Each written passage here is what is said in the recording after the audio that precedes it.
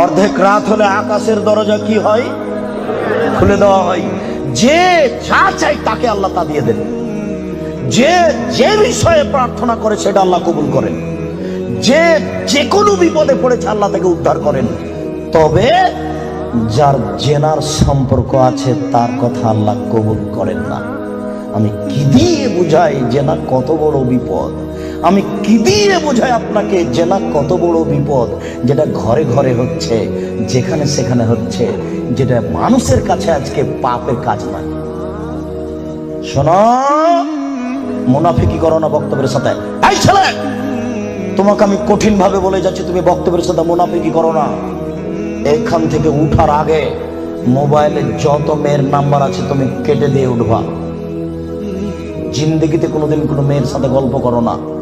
তোমার সাথে এ অংশে আমার জরুরি কথা আছে, তুমি একটু ধৈর্য ধারণ করো, একটু সামান্য একটু থামো। তোমার সাথে আমার আরো জরুরি কয়েকটি কথা আছে। মুহাম্মদ সাল্লাল্লাহু আলাইহি সাল্লাম বলেন, আমি রাতে ঘুমিয়েছিলাম, জিবরাইল আমার ডান হাত ধরলেন, মিকাইল আমার বাম হাত ধরলেন, ধরে আমাকে নিয়ে চলে যাচ্ছেন। যেতে যেতে দেখি অনেক মানুষ আসাদু সাইন দেখা পান, ফুলে ফেঁপে বিশাল বিশাল আকৃতি ধারণ করে আছে। 50 হাত 100 হাত উঁচু উঁচু হয়ে আছে। অন্তানাহু রিহান, দুর্গন্ধের টিকা যায় না, এত গন্ধ। কান্নাহুল মারাহিজ, মনে হচ্ছে যেন তারা গ্রামের টয়লেট, মনে হচ্ছে যেন তারা গণশৌচাগার, মনে হচ্ছে যেন তারা গ্রামের টয়লেট, মনে হচ্ছে যেন তারা গ্রামের শৌচাগার। যেই শৌচাগার টয়লেট পরিষ্কার করা হয় না, গণশৌচাগার, গন্ধের টিকা যায় না, বিশাল বিশাল রূপ ধারণ করে আছে। আমি বললাম, জিবরাইল মানা হলাই, কি এরা কে? জিবরাইল, এরা কারা? ছি ছি ছি ছি, এরা কারা? এত কোণে গন্ধ, এত কোণে ফুলে আছে। তখন জিবরাইল বললেন, অহমদ জোনাতা সাওয়ানি, এরা হলো ব্যভিচার, ব্যভিচারনি।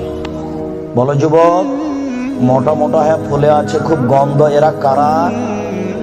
ব্যভিচার, ব্যভিচারনি। তুমি সাবধান থাকো, তুমি একটু অপেক্ষা করো। শুনুন, আল্লাহ নবী বলছেন যে আমার ডান হাত জিবরাইল ধরলেন, বাম হাত মিকাইল ধরলেন, ধরে নিয়ে চলে যাচ্ছেন। যেতে যেতে দেখি একটা গর্ত, চুলার মতো। কোন চুলা? যাতে তন্দুরি রুটি হয়। তন্দুরি রুটি চুলা দেখেছেন? ভিতরে রুটি দিয়ে সিদ্ধ হলে বের করে নেওয়া হয়, এরকম চুলা। তার তার ভিতরে দেখি ধাঁধা ধাঁধা ধাঁধা করে আগুন জ্বলছে। ভাইজা ইরতাফাও তিরতাফাও, আগুন যখন জোরে জ্বলে উঠছে তখন ওর ভিতরে যা কিছু আছে সব উপরে চলে যাচ্ছে।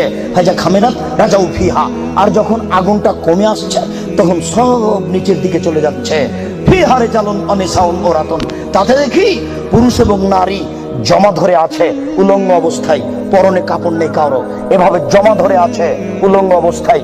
আগুন যখন জোরে চলে উঠছে, দাদা দাদা দাদা করে উপরে চলে যাচ্ছে, আবার যখন আগুন কমে যাচ্ছে তখন নিচের দিকে চলে যাচ্ছে। আর উপরে উঠলে মনে হচ্ছে যেন বের হয়ে পড়ে যাবে। দেখে সেখানে পুরুষ এবং নারী উলঙ্গ অবস্থায় জ্বলছে। আমি বললাম, জিবরাইল মানাউলা, এরা কারা? তখন জিবরাইল বললেন, অহমদ জনাত, তারা হলো ব্যভিচার, ব্যভিচারনি। আল্লাহ নবী বলেছেন, যেসব মহিলারা জেনায় লিপ্ত হবে ওদের লজ্জা স্থানের গন্ধে জাহান্নামীরা জাহান্নামে টিকতে পারবে না। যেসব মহিলারা জেনায় লিপ্ত হবে ওদের লজ্জা স্থানের গন্ধে জাহান্নামীরা জাহান্নামে টিকতে পারবে না। যেসব মহিলারা জেনায় লিপ্ত হবে ওদের লজ্জা স্থানের গন্ধে জাহান্নামীরা জাহান্নামে টিকতে পারবে না। মুহাম্মদ সাল্লাল্লাহু আলাইহি সাল্লাম বলেছেন।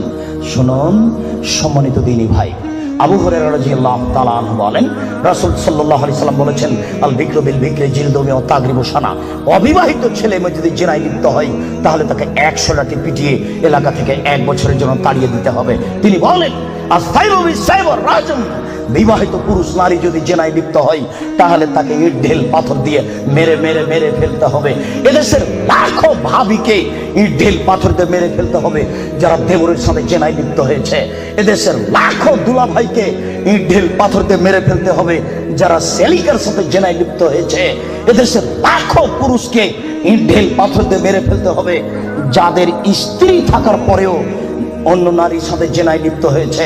এদেশের লাখো নারী বেহায়া, বেশরমা, লজ্জাহীনা নারী যারা স্বামী বাড়িতে থাকার পরেও অন্য পুরুষের সামনে নিজের পরনের কাপড় খুলে উলঙ্গ অবস্থায় জেনায় লিপ্ত হয়। শুনুন, এদের এর ঢেল পাথর দিয়ে মেরে মেরে মেরে ফেলতে হবে, এদের বাঁচার কোনো পথ নেই। কথা বুঝেছি? একটু দয়া করে কোনো পথঘাট বলেন। জি, পথঘাট আছে, চিন্তা করবেন না, নিরাশার কিছু নেই। শুনুন, নিরাশার কিছু নেই। এই পাপ কার সাথে জড়িত? আল্লাহর সাথে জড়িত। জেনার পাপ কার সাথে জড়িত? আল্লাহর সাথে জড়িত। যুবক, তুমি নিরাশা হবে না, নিরাশার কিছু নেই।